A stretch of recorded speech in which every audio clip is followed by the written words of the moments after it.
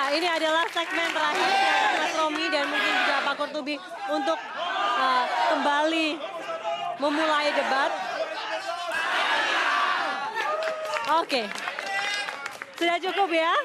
Terima kasih atas atensinya dan saatnya kita tenang lagi di sini ya. Oke, baik. Mungkin kita menuju polling dulu. Supaya lebih tenang. Pertanyaan kami yang ketiga. Apakah kebijakan BBM selama ini selalu tersandra oleh kegiatan politik? Apakah kebijakan BBM selama ini selalu tersandra oleh kegiatan politik? A, ya. B, tidak. C, tidak tahu. Jika Anda menyatakan ya, Anda bisa menekan tombol yang pertama atau A. Jika Anda mengatakan tidak, Anda bisa menekan tombol yang kedua atau B. Dan jika Anda tidak tahu, Anda bisa menekan tombol yang ketiga alias C. Apakah kebijakan BBM selama ini selalu tersandra oleh kegiatan politik? Silakan menjawab, saya mulai dari sekarang.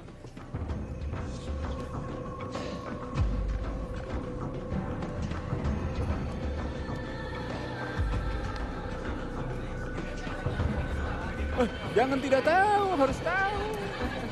Harus tahu.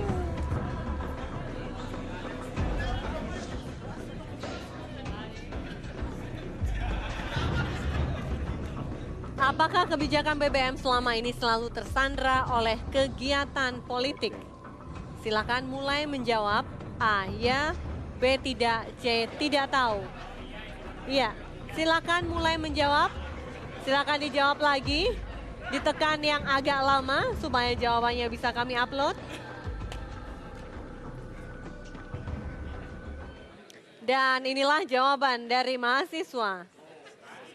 Calon pemilih pemula dan pemilih pemula di 2009.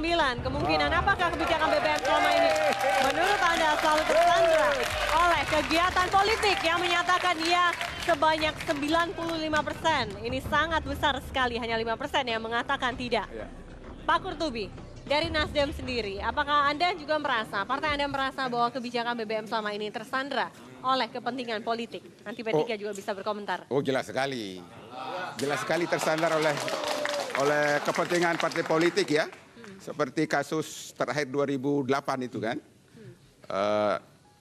Pemerintah akhirnya tidak berani menaikkan harga BBM karena parpol 2008 BBM diturunkan Pak, bukan lagi. Bukan 2000. Sorry. 2000. 1 atau 2 tahun yang lalu. Ya, 2 tahun yang lalu itu. 2011 atau 2010. Di mana akhirnya sepakat DPR tidak menaikkan harga dengan persyaratan-persyaratan yang berat ya. Itu artinya disandra oleh kepentingan politik. Secara kalkulasi ekonomi, terlepas dari kepentingan politik manapun ya, menaikkan harga itu pada waktu itu ada argumentasinya. Ada argumen secara politik, non partai katakan seperti itu. Tetapi karena ada kepentingan politik menjadi seperti ini. Nah sekarang saya berpendapat, atau kami berpendapat, setelah dilakukan upaya-upaya maksimal untuk mengurangi subsidi BBM sebelum menaikkan harga.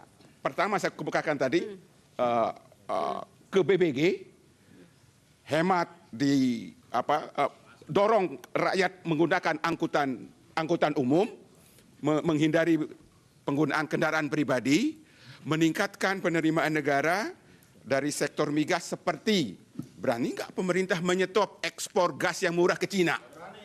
Ya, itu dari situ negara bisa memperoleh pendapatan sekitar 30 triliun, bisa menutup kekurangan subsidi BBM ya, bisa ditombokin oleh itu. Ada upaya-upaya lain yang bisa dilakukan oleh pemerintah untuk menguatkan fiskal kita sebelum sampai kepada kesimpulan menaikkan harga. Kalaupun mengurangi subsidi BBM yang sekarang pemerintah ingin melakukan dengan pembatasan, kami berpendapat pembatasan bukan solusi. Ya, kalau sudah kepepet sekali, silakan naikkan harga, jelaskan secara jujur kepada rakyat kenapa BBM naik.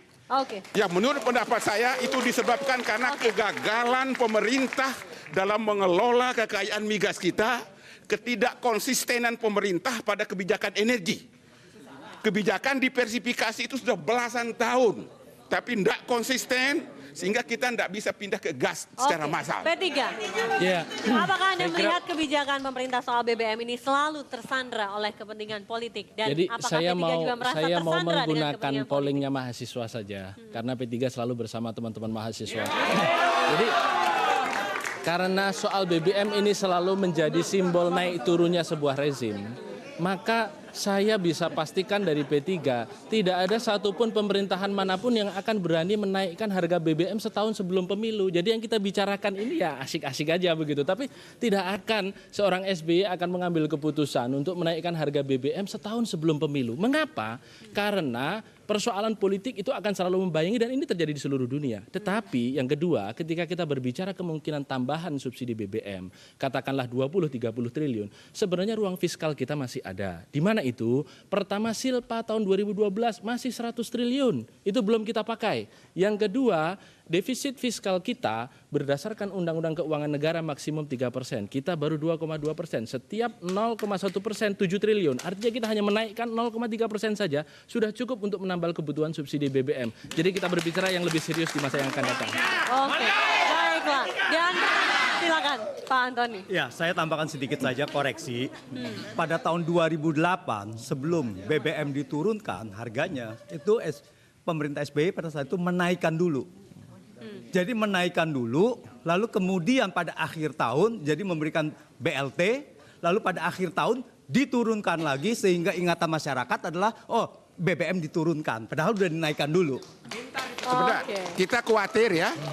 Sekarang pemerintah mengatakan tidak mau menaikkan harga, tapi nanti dekat-dekat pencoblosan dinaikkan harga dengan harapan memperoleh BLT. BLT 30-40 triliun dibagi ke rakyat miskin. Nah ini mencederai demokrasi. Oke, baiklah. Dan itu adalah fakta di 2009, 2008 terjadi. Pemerintah mau begitu kan tidak perlu. Karena seperti Bapak sampaikan tadi kan sudah ada surplus migas. Untuk apa menaikkan harga BBM kalau hanya sekedar untuk memberikan BLT? Tidak perlu. Bantuan-bantuan sosial bukan hanya BLT. Sekarang bantuan sosial itu programnya jauh lebih baik daripada pemerintahan yang sebelumnya. Nah itulah.